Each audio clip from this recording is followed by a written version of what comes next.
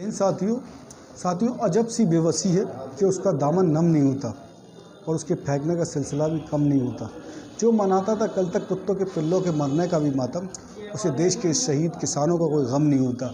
आज 60 से ज़्यादा किसान शहीद हो चुके हैं, लेकिन सरकार की कानों तलक जू नहीं रेंग रही। मैं बताना चाहता हूँ नरेंद्र मोदी जी को, आप पूंजीपतियों और अपने चहीते मित्रों के लिए देश को जोखिम में क्यों डालना चाहते हो?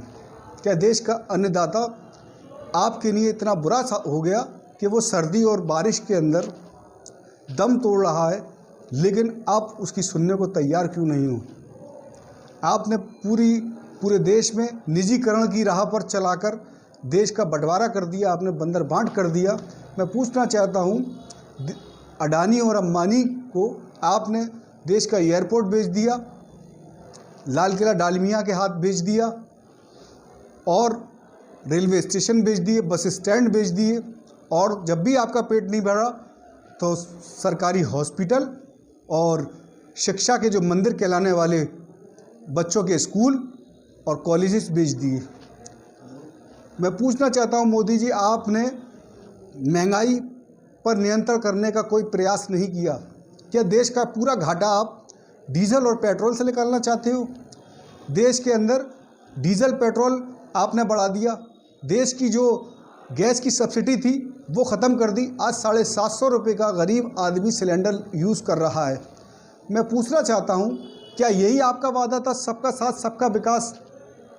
109 रूट की 119 ट्रेनें आपने अडानी और अंबानी को बेच दी।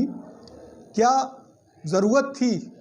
देश की धरोहर अब निजी धरोहर बनती जा रही है, निजी हाथों में जाती जा रही है।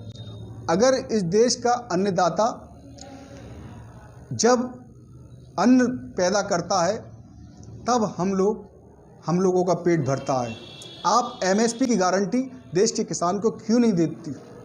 देश का किसान जो अपनी जायज़ मांगों पर अड़ा हुआ है, लेकिन सरकार गूंगी बहरी हो चुकी है। पूरी तरीके से ये रवैया, तानाशाही रवैया जो इस देश में चल रहा है, ये यूरोप और ब्रिटेन की जो नीति है वो मोदी जी इस देश में अपनाना चाहते हैं। देश के गरीब को, देश के किसान को, देश के मध्यम वर्ग को, देश के बेरोज़गार को, देश के हर व्यक्ति को आपने परेशान कर डाला। इस सरकार में, आपकी सरकार में कोई बहन बेटी सुरक्षित नहीं है। आपने महिला सुरक्षा पर बड़े बड़े वादे जो किए थे लेकिन वो सारे वादे फेल हो चुके। महिलाओं के उत्पीड़न बढ़ते जा रहे हैं आपकी सरकार में। आप अगर अब भी नहीं सुधरे तो ये जनता आपको ज़बरदस्ती उतार फेंकेगी।